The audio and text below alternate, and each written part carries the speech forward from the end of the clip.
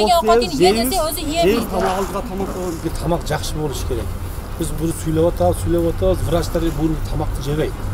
Көңүл бурушпайт да. Көңүл бурушпайт. Аны алмашсыз, буну алмашсыз деп. Олуzu başına eskisi kuşkada burada çok istedim. Ama olacaksın, onu da takma.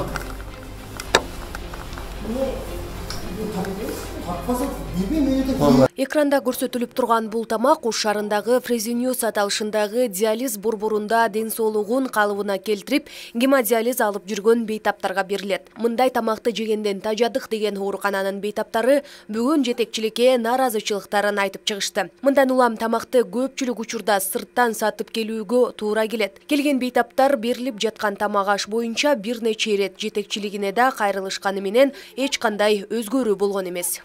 Көп. Кеде ачып кеткендей болот экен.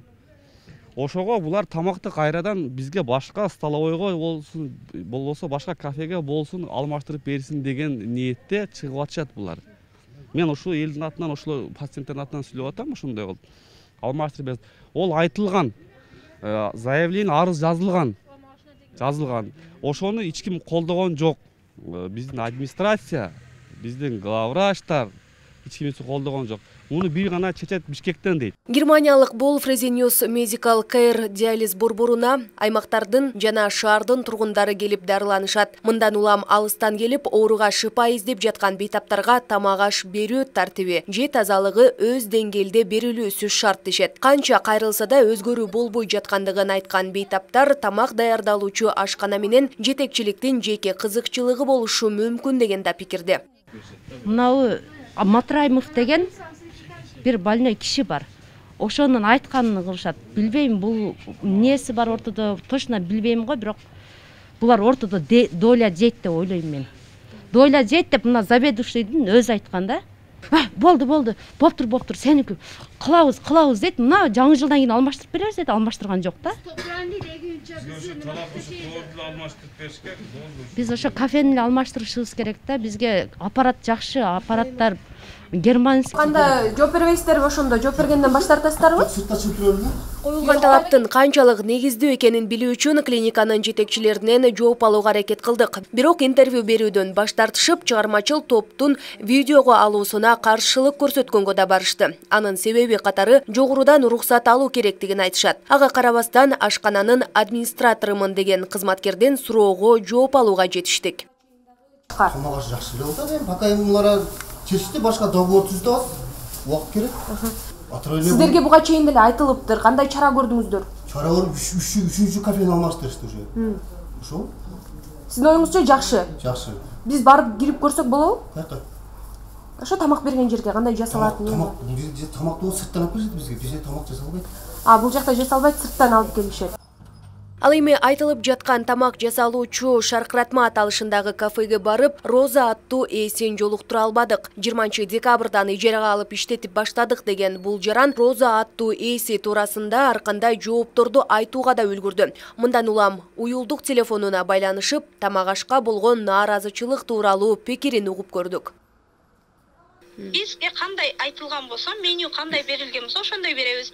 Бар жокты угуп билгиңер келсе, ошо күтө туруңуздар. Анан мен чогулуш кылам, ошондо келесиздер. Анан тамактар ошол Шаркыратмада эле жасалып берилип атат азыркы учурдан да. Я не обязан сизге айтканга. Эмне үчүн, эжем, неге? Эмне үчүн? Сиз кимсиз? Мен өзүм тааныштырдым сизге. Кандай заявление түшкөн? Жок, мен эчтекени билүүнү да каалабайм ондой нерсени.